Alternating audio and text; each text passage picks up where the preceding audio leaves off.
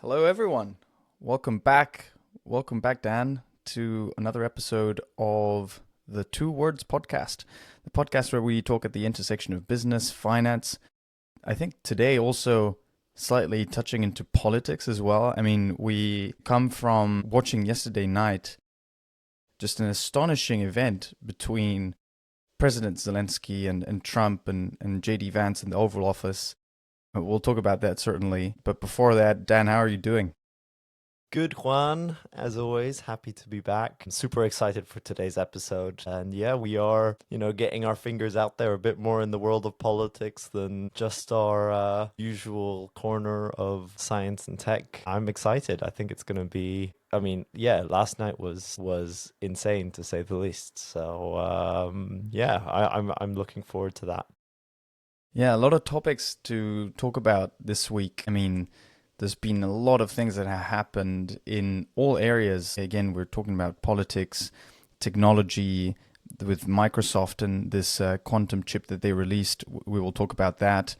OpenAI released this new model 4.5. I think it's like 25 times more expensive than another new model from Anthropic, 3.7 Sonnet. A lot of new developments happening. So why don't we get into it? I mean, we have to start with what happened yesterday night.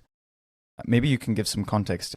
Yeah, absolutely, Juan. So for those who aren't aware, right? So Zelensky, who is the president of Ukraine, visited the Oval Office yesterday, and part of that discussion was, to kind of move forwards with a ceasefire, thinking about how the US can step in. And instead of it being a very, diplomatic and productive discussion, it ended up being a heated disagreement, utter catastrophe, the cancellation of a planned minerals deal, which was the first step towards a ceasefire. There were mentions of World War III. Vice President Vance was attacking Zelensky. And just basically the way that everyone in that room behaved was just a mess, and they really shouldn't have. No individual was righteous, I would say, in terms of the way they behaved. Yeah, it was shocking. It was shocking, It and was shockingly bad it as was well. shockingly bad, right? I mean, it puts the US military support in jeopardy. European leaders were then expressing concern. We saw Russian former President Dmitry Medvedev describing the treatment as a proper rebuke. So Russians were quite satisfied and happy with what was going on. But I think that's where we should start, and really maybe breaking that down, because we both watched the what actually went down together. If we want to give our thoughts on what might have led some of this, what really was going on. People, even simple things like attire and culture and language barriers, because yeah, it was just a bit of a catastrophe, and it didn't feel like a leaders discussion. It felt like a bunch of kids, to be honest, having a Yeah, exactly. conversation. Exactly. No, so I mean, just to give a bit more context. So Zelensky was traveling to the Oval Office just after there had been talks in that same room in the week leading to that meeting with first President Macron and then Keir Starmer from the UK. And Zelensky was going in, and it was clear that they were at different stages, like at a complete disagreement from the beginning, which is why some people have come out and said that shouldn't have happened in the first place, because it was bound to come to a disagreement in front of the media. Because so how this works, or how it should have worked, I should say, is Zelensky would have come into the White House, had that pre-meeting press conference that should have really lasted for one or two questions, and then they would go into the meeting, discuss what they had to discuss, and then give a proper press meeting afterwards, and ideally sign or record the signing of that deal, which, if we go through it in just very high level detail, Zelensky was going into what the United States was hoping was going to be the signing of this new deal, whereby Ukraine would give half of the proceeds of the exploitation of the rare earth minerals from Ukraine, which comes out at about 500 billion for what seems like leverage in the discussion and the negotiations with Russia, having the US backing Ukraine with security guarantees. Now, that obviously didn't happen, and the behavior, like we were talking in that room, was quite poor, I think, on all fronts, really. There was talks from, obviously, Trump and Vance saying that Zelensky was in a vulnerable position and that he had no right to go into the meeting because he just had no cards and he was really overplaying his hand, which I get where they're coming from. But at the same time, we need to remember that this man is someone that is coming from a country that is completely at war. People are dying and they're resisting and they're fighting. And the last thing that he's going to do is go into the Oval Office and basically surrender and lose his dignity.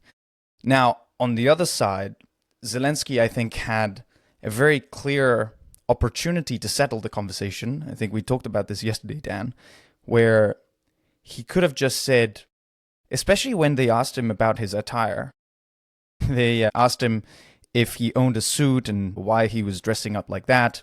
I think it's known that Zelensky doesn't dress up in a suit, but more in military attire, just to portray, to signal that his country is at war. And I actually think it's quite a smart idea, because the last thing that you want is your people back at home dying and you going on fancy dinners all dressed up, right? And they asked him, do you own a suit and why are you dressing up like that? It's disrespectful for the American people that you go into the highest level of American politics and you don't even put on a suit. And that, for me, was the key moment where Zelensky really had the opportunity to end the fuss and basically put the conversation to sleep by saying that the reality is that everyone in that room was going to go back home, back to their families, that were going to have dinner, back to their normal lives. And he was going back to a country where everyone was at war, people were dying, and, it could have gone in with that emotion instead of playing Trump's game of, wishy-washy comments, getting in, battling under the table, so to speak. So that's why I think in the end, both the US and Ukraine lost in that meeting yesterday. And there's one clear winner. Actually, there's two clear winners, but one of them is clearly Putin. The other one potentially also China. And we can talk a bit about that as well. But yeah, it was shocking, that meeting yesterday. I agree, Juan. And I think, you've captured it right. And I guess you could break that down into why. Why did Zelensky not, stand up for himself and say exactly those words? Or because the way that he approached the meeting, the way that he was defending himself was a very, I think, different way than we would in those situations. Maybe some of it is a cultural barrier where, in Ukraine, they might sort of fend themselves in a different way than perhaps in people more in the western side of Europe or in the US. Well, you But could there's also tell. the language barrier, right? And he wasn't maybe able to say exactly what he wanted to say as well. You could tell. I mean, he was, by his body language, he was sitting there with his arms crossed, and it almost seemed, and some people are saying that it almost seemed like he walked into an ambush, which he did. I don't think it was the case, actually. I think all three, so if I talk about Zelensky, Trump, and Vance, all three missed the mark on their interventions. I mean, just directly attacked Zelensky at one point. He had no right to do so, when he was talking about how Putin had basically broken all the treaties that he had put in place with previous presidents. And then Vance started saying that Zelensky basically took, big leaders into what he called propaganda tours, showing them around the country at war, etc. But you could tell by Zelensky's behavior that he wasn't comfortable in that meeting. And I mean, you bring a good point, which is it because of the language barrier? It could be, I cannot imagine. I mean, Spanish, I'm not an English native, but I have lived in England for many, many years now. And I still find it hard sometimes to communicate in English. So Yeah. it must have been hard also for a man that has been under so much stress. Yeah, and I can relate a bit more to Trump. I sometimes just find it difficult to communicate as a whole, right? In any language. So sometimes there's also that element at play. No, jokes aside, I agree. I think it's that. I also know, from my upbringing that actual cultural clashes can lead to people behaving in a slightly different way. That, if you are from Ukraine, when somebody personally attacks you, you might, instead of actually taking it from a diplomatic perspective of, hey, this is the reason I'm dressing up and kind of standing down, instead you literally just bite back, right? And you say, well, I'll wear a better suit than you next time, sort of thing, when he spoke to that news agent. Like, that's also, of course, the two important factors. But yeah, I mean, Putin must be very happy, right? And possibly the Chinese. I don't know if we want to jump straight into that, or if there was anything else you wanted to cover on the Well, discussion. no. So just to stay on the culture part for a second, I mean, I actually went back and watched it around a couple of times. The first time around, I actually thought, Zelensky really, really missed the mark, and he had no, like, it just wasn't the time to be so confrontational with Trump and Vance. And that's, for some reason, the first impression that I got is, what is this guy doing? Like, he should be trying to get peace. And it seems like he's, biting back, like you said, and engaging in those discussions. At some stages, both Trump and Zelensky were all talking on top of each other. But then when I watched it back another time, I actually realized Zelensky was really trying to keep his cool, and in a sense, it really felt like he was just surrounded by everyone, like pointing their swords at him, and it seemed like he really, by what he was saying, he was really trying to tone it down. But maybe the way that it was just portraying was not in the same way. Yeah, no, I think it's probably a mix of the two. I think that I had the impression that, yeah, he was trying to tone it down and that he was being attacked, but the way that he was actually, I guess, going back to those discussions and actually fending his country and himself was not the right way for that environment and that audience. That's the thing that I noticed. But it kind of spiraled because he was not doing it in the right way, and so they just kept attacking him further and further. And then he started attacking, and then it just kind of spiraled even further. I mean, when you're in those situations, you sometimes just have to take a step back and think, what did I come here for? What's my objective? Then how should I behave? And I remember, like, I've had this at work, for example, where I've had times where, people have come at me very confrontationally on projects, clients, people from private equity firms are typically very, like alpha, sort of like, you're wrong, and I'm going to tell you why you're wrong, and you messed up, and that sort of behavior. And I've had it sometimes where I've just said, I'm not here to engage in a confrontation with you.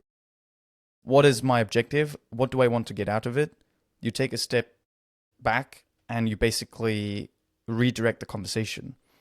And unless it was Trump, unless it was objective that the conversation went into that rambling, he could have very easily just stopped it and redirected the conversation towards a productive front, and then had the meeting and then discuss it, but not in front of the cameras. And then at the same time, Zelensky should have really, thought, what am I doing here? Have a bit. It's what we were discussing in the previous episode. Have a bit of EQ and realize, observe your surroundings, and say, what do I want to get out of this? And in consequence, what should I then say and how should I behave? And it is the case that sometimes, and you see it with leaders all the time, especially Macron and Keir Starmer, even the UK as a whole. You can observe that Trump likes to make everything about himself and likes to feel in power. And that can be a great asset for someone that wants to negotiate with Trump. And you see what the UK did.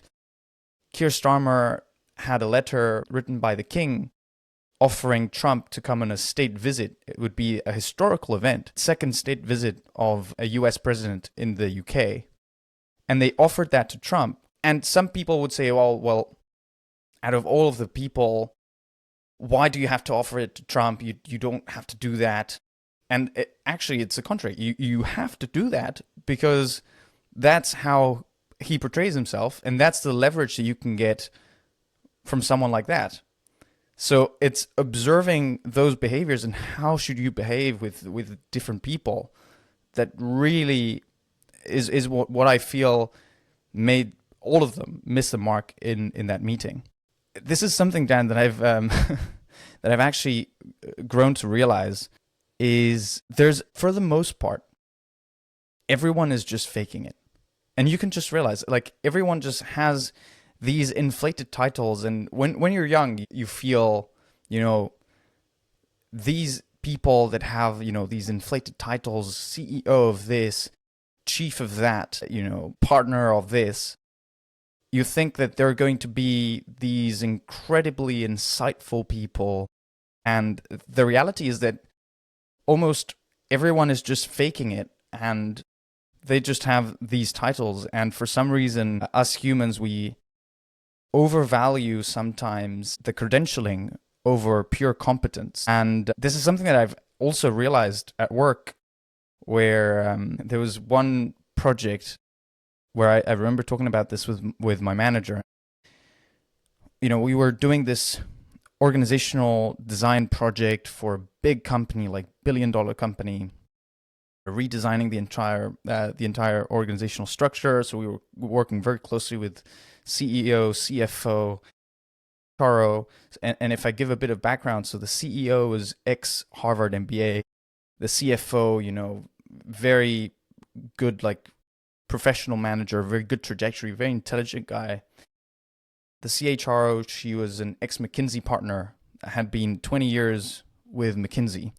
And after having those meetings with management team, we even went one level up, and we sat in a meeting with the board where this was a portfolio company for one of the top private equity firms in the world. And in the meeting was the chief investment officer of the infrastructure fund. I was like the chief sustainability officer of whatever, these all inflated titles. And we were there thinking, wow, like, what are we doing here? Why are these people even listening to us? Here's these, like, kids in the 20s and 30s. And we were really expecting the conversations to be super, super insightful. And in the end, it was sort of the contrary, where we came out and they were like looking at a slide and they were like, oh yeah, this number, you should go down to this number. And we were there, like, we were thinking that, they were going to have these super abstract conversations, super high level, super insightful, super productive conversations. And we actually, so we talked about this yesterday. How much did we calculate that the meeting would have gone for in terms of run rate? Yeah, so I think we worked out as roughly, right, 10 million annually for everybody involved, and in terms of their salary. And we were thinking around per hour, that's like 5,000 for an hour of everybody's time. Yeah, it was probably worth more like $5. Yeah, that's insane, right? And it's true to to a large extent. There's an element of people being human, and people still, no matter what position you're doing, you're effectively doing that position, and you're human, so you're going to be looking at the slides, understanding the numbers. You're not necessarily going to have these crazy new thoughts and ideas, but rather like signing it off. On the flip side, yeah, you would expect that you'd expect that these people would be just operating at another level. And we were having that conversation as well yesterday on like how do you actually get to those positions? Because you have the pendulum, you have the range of people who are just extremely gifted, and you also have the side of people who are extremely hardworking. And it's not always clear if it's one or the other, or actually a combination of both. Maybe Juan, you want to give that analogy you gave yesterday. I think that's a really interesting one because I see it at work as well, right? Your C-suite, you have a combination of people, and sometimes you do wonder, how did these people get to these positions? And yeah. Yeah, no, exactly. So yeah, I think we were talking about this yesterday.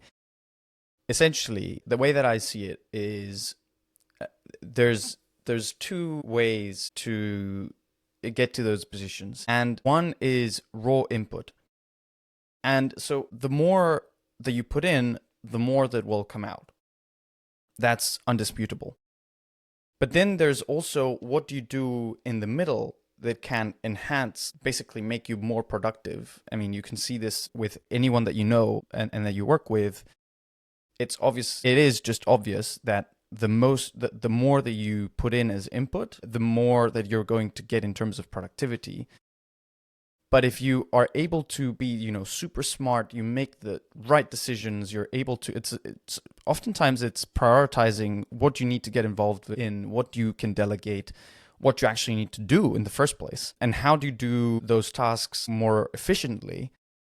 That is that, productivity where IQ plays a big part. And it can mean that for the same amount of raw hours that you put in, you get the same or more amount of output. And I think I said this yesterday as well, but I'll say it again. When you play at those levels, you almost have to have a bit of both, or like it's like athletes, right? You can be incredibly gifted and talented, but at the really highest level, everyone is somewhat gifted and talented. And if they outwork you, they'll win. So you have to have both. Yeah. Yeah, I think that's also a really good life lesson for anybody listening who is thinking about getting involved in sports or long-term career trajectories. It's true because, you do need to work hard to get places, and there are differing levels of competence, but, at those highest levels, putting in the hours really is a big one. I feel like at work, I see a tendency that, yes, you see people who are extremely smart and gifted, but generally the senior executives are the ones that work the hardest, in my line of work at least. So finance and large consumer good companies. So I think that's an interesting one to be aware of. But absolutely, I agree. And then that comes with different ways of actually conversion, because in the world of finance, is that using code? Is that building visuals and dashboards that means that you don't need to, be involved in providing insights to others? There are different ways of sort of tackling, I would say, getting that higher level output. And I think everybody can apply that no matter what line of work they're in. It's just quite difficult sometimes to work it out. So it's actually very interesting because when I think about it, everyone that is willing to put in the hours can put in the hours. So for me, the key differentiator that often brings you to those positions, and again, by chance, you're always going to find these people that end up in these inflated positions, and you almost feel like, wow, like, how did this guy even get here? And there's a certain element of luck that we can't forget. I mean, if you think of my diagram of you have input, and then you transform that signal, and then you get the output from the signal, you have different factors that can affect that raw input. One is, how do you work? How efficiently do you work that can enhance your productivity? So what's your productivity per hour?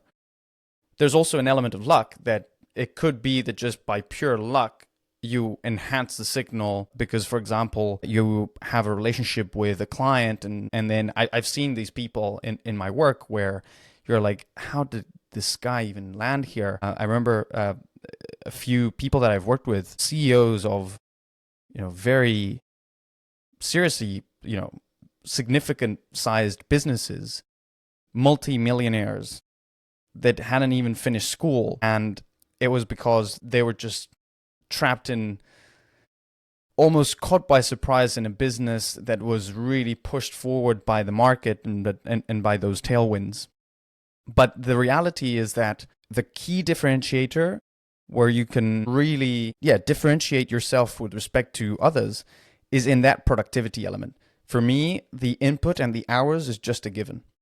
But if you think about it, so something that really enhances that productivity is technology. In the past, if let's say I was an engineer, I'm actually an engineer, but let's say I worked in engineering and I had to produce a design of, it could be a product, a building, let's say a building. In the past, you would have had to sit down and do all the calculations by hand and then draw all the designs by hand. Whereas now you can use a software and with the same level of hours, you can do so much more. You really enhance your productivity. And with work, it's the same.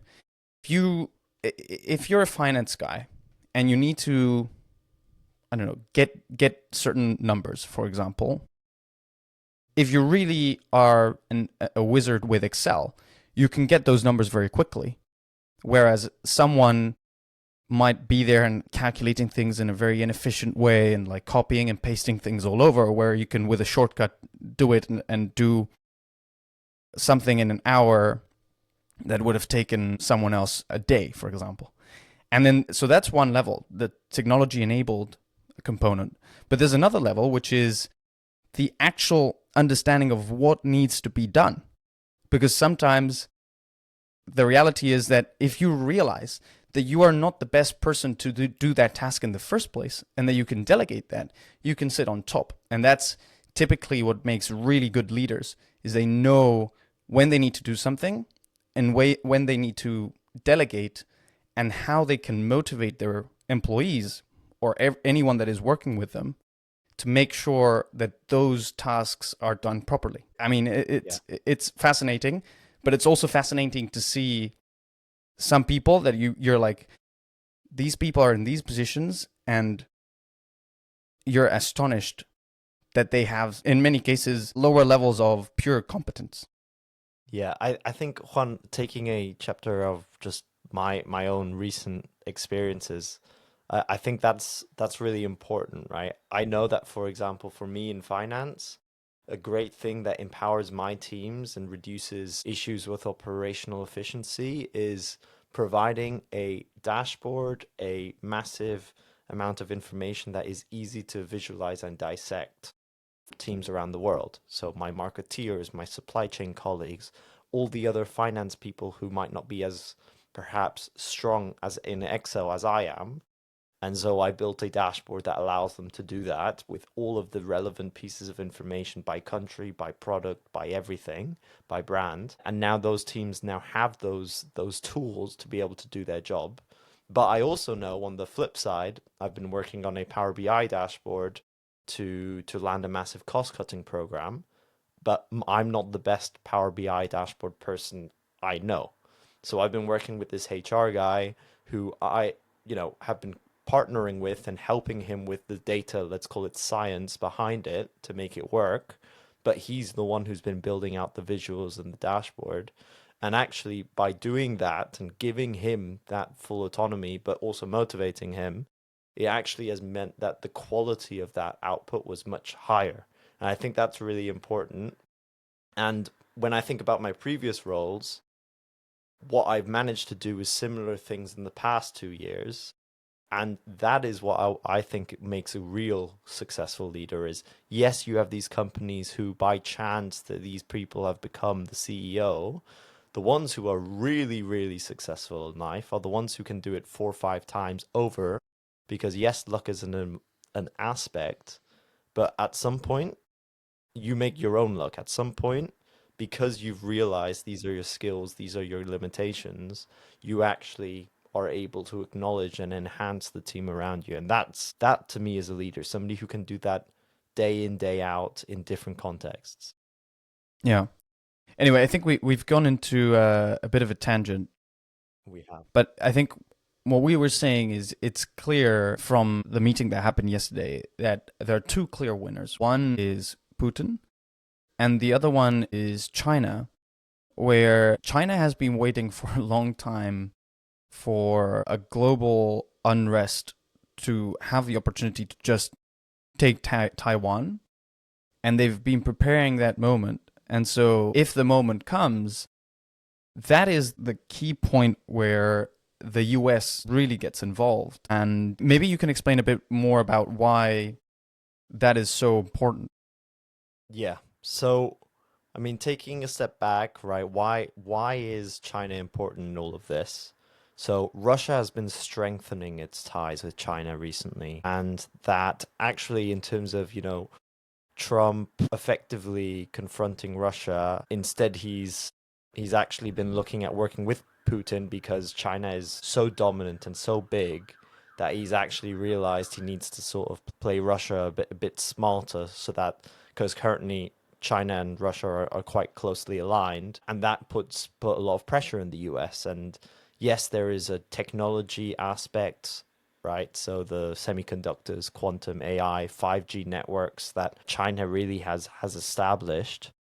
And in particular, underpinning all of that technology leadership is the ability to get access to semiconductors. And as it's notoriously known, so the Taiwanese TMSC TSMC. Corporation, sorry, TSMC, I realized as I said it, Taiwanese Semiconductor Manufacturing Corporation, are notorious for being one of the only providers of semiconductors in the world. And effectively, you have a monopoly in Taiwan of actual production of the semiconductors. And so that makes it really strategically important for all things associated with AI, all things for simple technologies like a computer, and everything in between. So it is strategically a really important aspect. We've seen military dominance as well. China now has the world's largest navy with a huge presence in the South China Sea as a result of all of this. So it is a concern for the US on how China is developing and protecting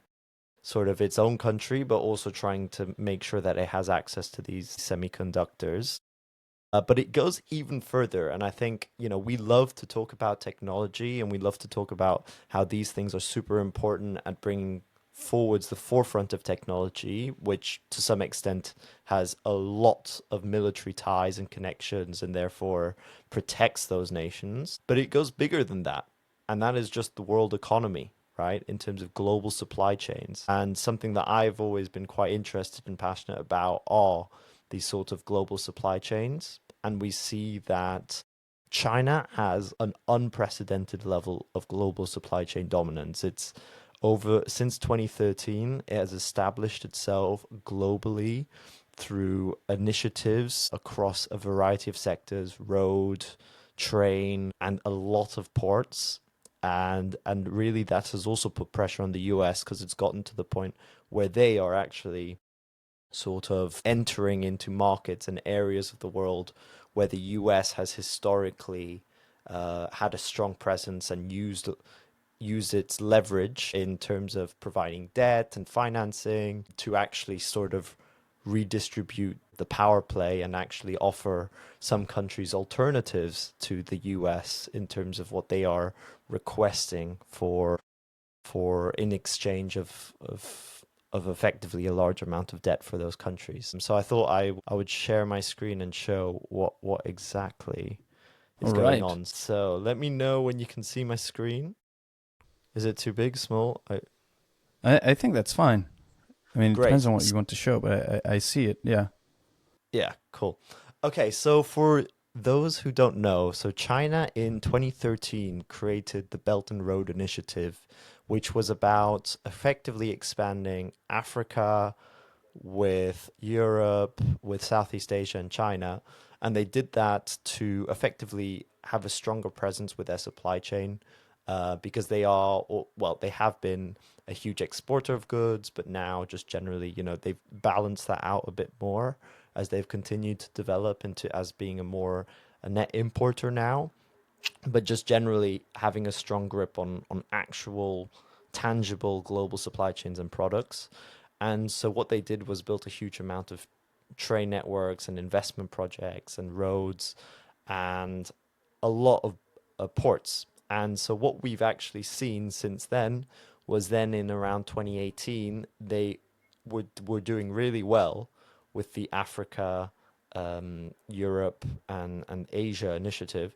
And so they started entering actually into Latin America and even parts of the US. So what we can see here are a variety of ports that the Chinese, in some way or another, own or are in development of.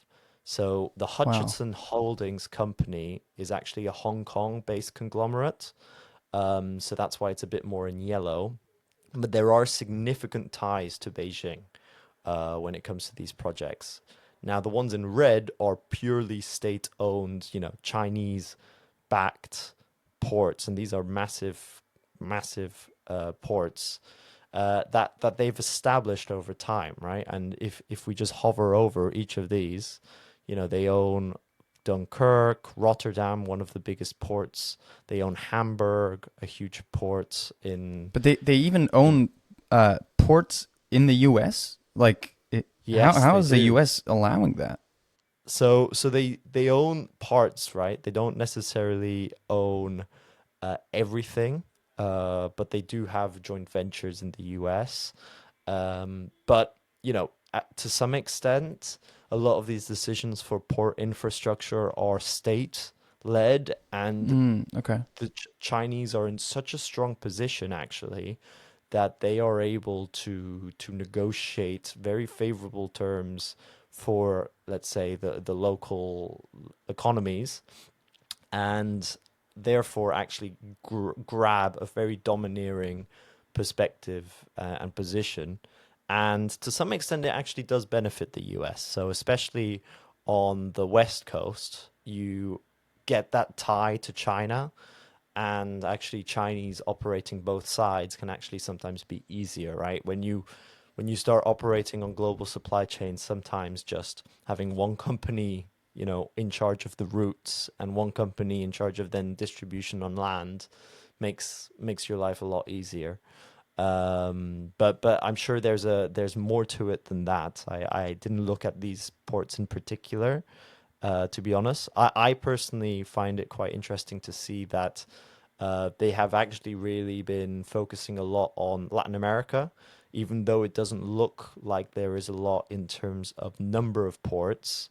This port here, the Chansay port in Peru, is going to be one of the world's first mega ports. So they've bought the ports and now they're expanding it with I think it's a 3.5 billion investment to make it a extremely large port, and will allow the Chinese to have access to a lot of the raw materials across Latin America, which is what historically the US has used as their supply of manufacturing. So a lot of so in particular, right, the Latin America has a lot of copper, has a lot of lithium, which are really important for batteries, and you also have a lot of soybeans. So a general consumer goods aspect as well. But those are some of the really interesting parts. To me, it's also really crazy to look at Europe and to see, we talk about, oh, well, Europe, how are they going to compete with China and the US? Well, as you can tell, basically almost all the ports in Europe are already bought by the Chinese. So it's pretty shocking to see they almost own the Mediterranean. Of course, you have more ports than just the ones shown here, but it really just shows you that something that I think is not talked about enough, which is just the overall power on a global level that this country has, because any of these ports, especially the ones in red, because they're all state owned, can be repurposed to military ports and military purposes, and that's Wow. pretty Okay. bonkers to an Well, extent, right? I mean, of course, governments would intervene, but like that's the level of global supply chain we're talking about, and global dominance we're talking about on a page.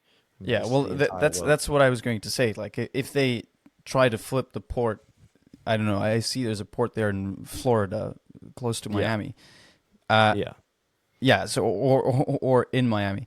Um, if they tried to flip that into a military port, I assume the U.S. would just come and retake the port. Which, but yes, this just but you exemplifies. know what I Yeah, mean. go for it. Yeah, no, no, no, go for it. Yeah, so No, go for what it. I was going to say is this just exemplifies what China has been silently doing over the years.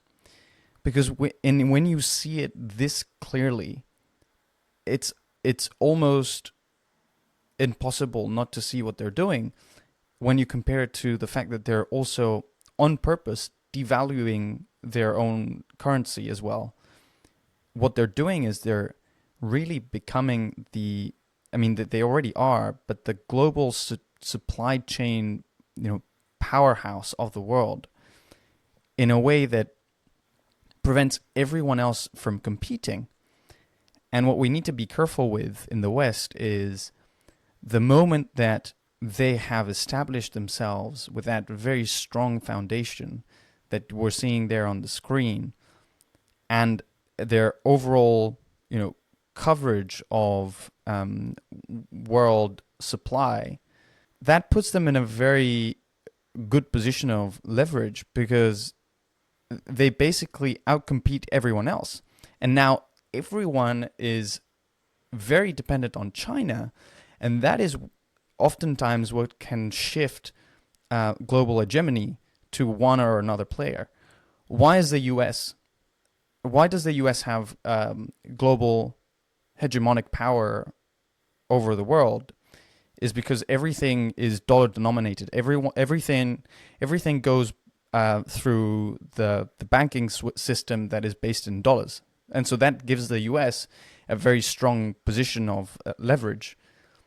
What about when in the future everything is dependent on China's supply chain in a similar way than, for example, Germany is dependent still on Russian gas? It Yeah. gives a different perspective on negotiations in the military world also.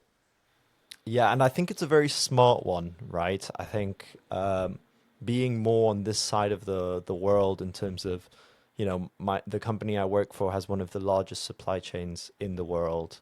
It has a very complex network and it operates in 193 countries of the 198 recognized in the UN. And when you see this, it's a smart move from the perspective of hedging against inflation, right? Hedging against massive changes in terms of the technology infrastructure, which is requires perhaps less investment to overthrow, right? Fintech companies, we're starting to see, the emergence of cryptocurrencies, which could replace to a large extent some of those uh, international banking regulations. If you want to call them cartels, you can do, like the SWIFT network. So the Society for Worldwide Interbank Financial Transactions was created by the US, dominated by the US, and it's basically six banks who work together to run the global economy and move everything in US dollars. And they all send money between each other, and it's super complex, and they all make a very large amount of money from those transactions. And I know that because I actually worked in one of those companies for a bit of time on those sorts of payments and movements, and it really is powerful. But we're starting to see the emergence that might be overthrown, and people are having enough of having to deal with the US as a central point. And so we've seen the equivalent in the UK. We don't go through the US anymore for all sorts of payments and things. So yeah, this is very powerful, and it's very quiet, and that to me is the most dangerous because it's a very smart way of playing global politics. You stay in the background, you build your infrastructure. It's a bit like if I was playing Risk. Have you ever played Risk, Juan? Yeah. Yeah, it's a Great bit game. like Risk.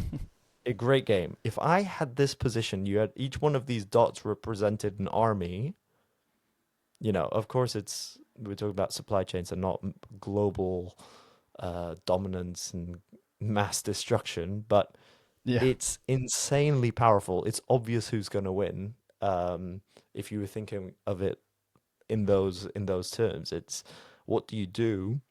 And I don't even think this is complete because I was looking at some statistics in Latin America, and 19 out of the 33 countries in the area have actually ports which are owned by the Chinese. So if this is just the high level view of the main ones, that's even more crazy to me. Well, Yeah. several points. One, I love how you always know all the acronyms and what they stand for.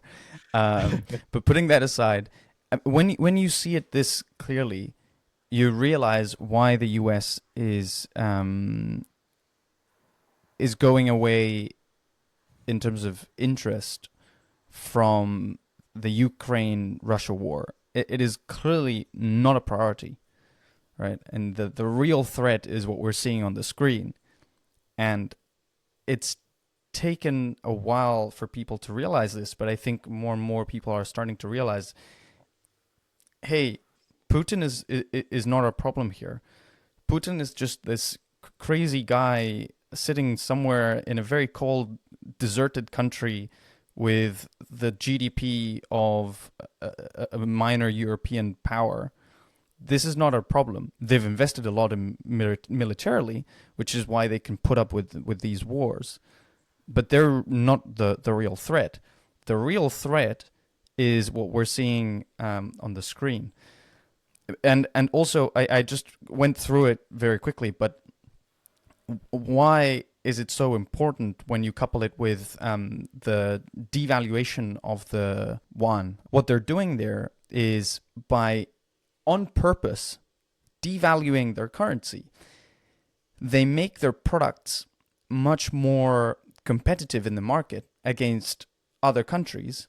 And so they're putting their people through a lot of hardship to make it so that they can still be the global manufacturer and producer of the world, the largest net exporter of the world, which is what then will give them leverage in the future.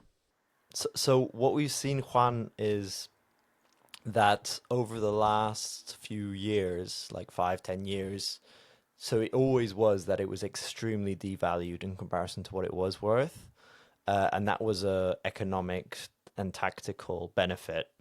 But as China's middle class has grown, and they've created a huge amount of wealth for their population as a result, they've started to see a lot of the import of actually luxury goods, and so a lot of car manufacturers and luxury fashion and all the rest of it have actually started catering a lot more to the US. So as a result, it wasn't as beneficial because the import export ratio started to level out a bit. So you saw that actually the currency has been less devalued than it used to be.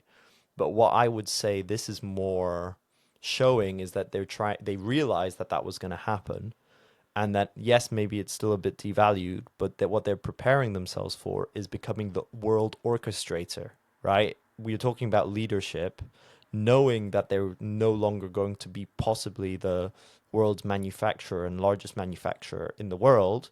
Where do they think geographically is it possible for them to do so? To me, it looks like Africa, right, from this map. So they are starting to establish themselves as the intermediary. And effectively, if we go back to colonization times, it's similar to what the British Empire was like. It's similar to the Dutch trading company, right? When they established themselves as the world's sort of supplier of goods, and they didn't necessarily manufacture the things themselves. But I think that's their big tactical move, and it makes sense because that would explain the largest navy in the world as well, right? Yeah. I Yeah. think, well, so this is very interesting. Thank you, Dan, for bringing this No up. worries. I think we can stop sharing now.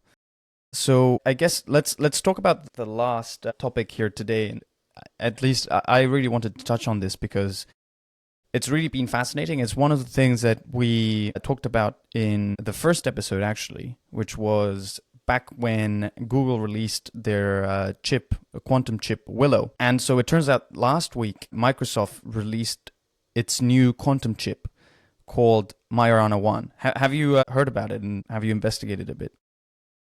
I've investigated a little bit, but I must say that I don't know enough about everything. But I did see it in the news.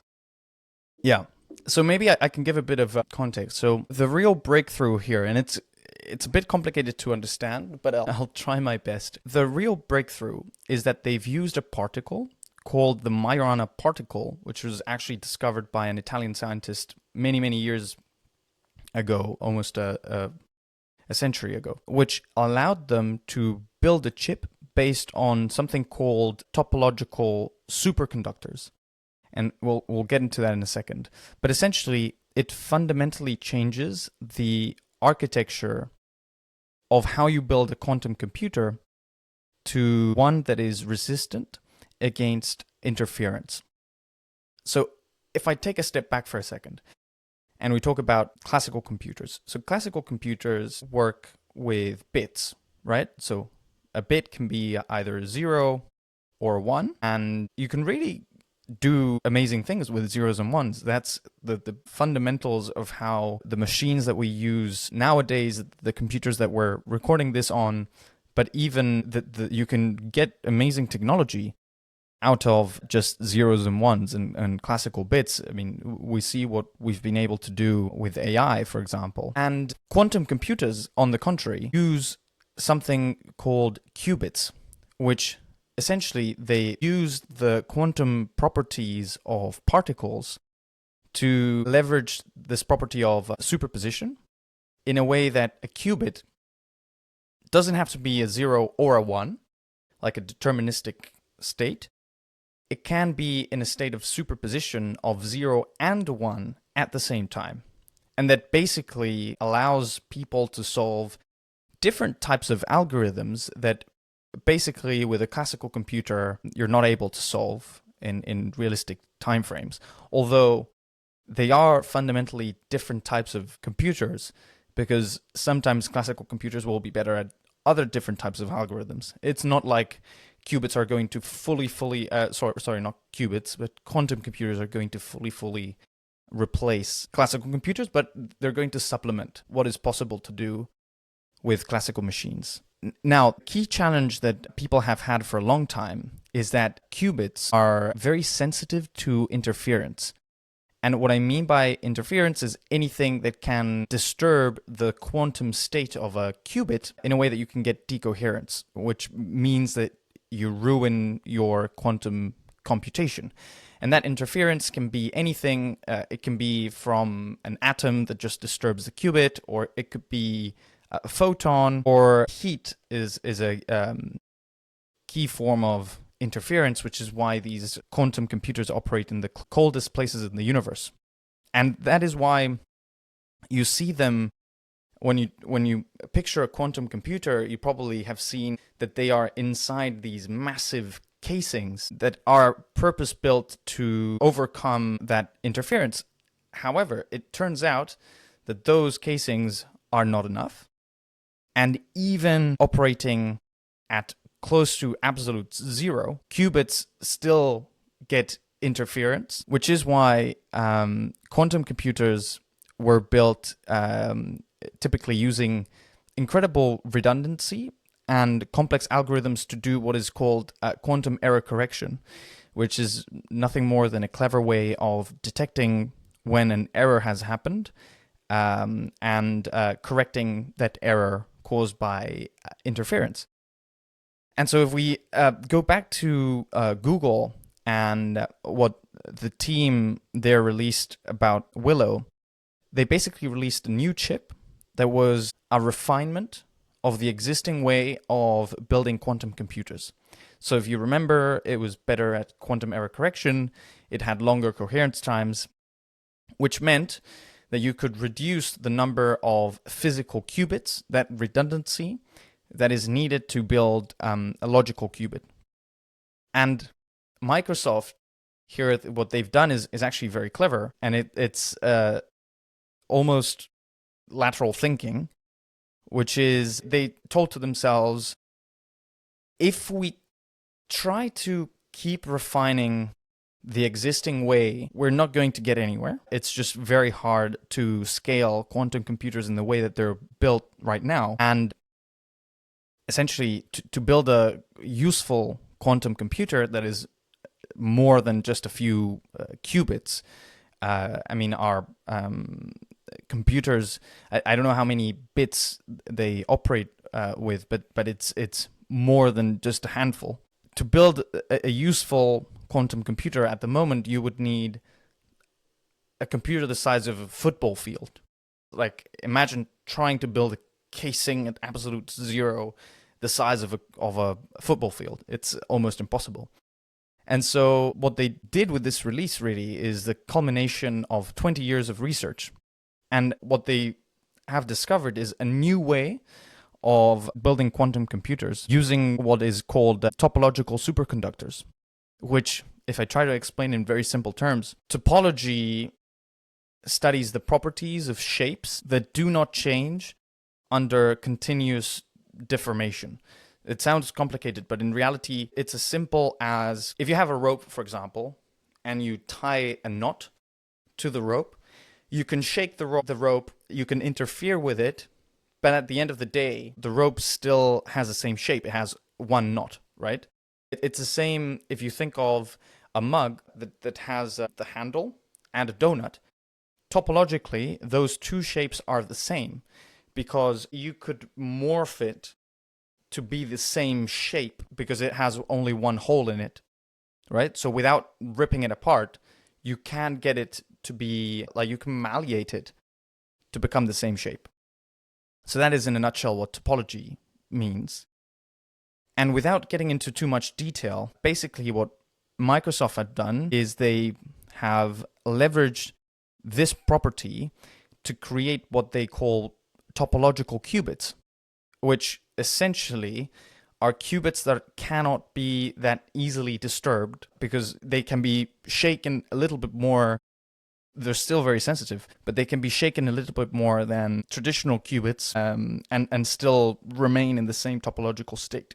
And this is relevant because this reduces the number of qubits needed to build a useful quantum computer, which means that you can put a large amount of qubits in just one single chip, which is what we've been seeing, that image of that golden chip is what then is put into those casings. And the computer or the quantum chip that has been released by Microsoft only has around 8 qubits, so not very large, but it's just a proof of concept so far. If we want to get into useful quantum computers, we need to push to the hundreds of thousands. I think we were talking about how many qubits would take to break RSA encryption.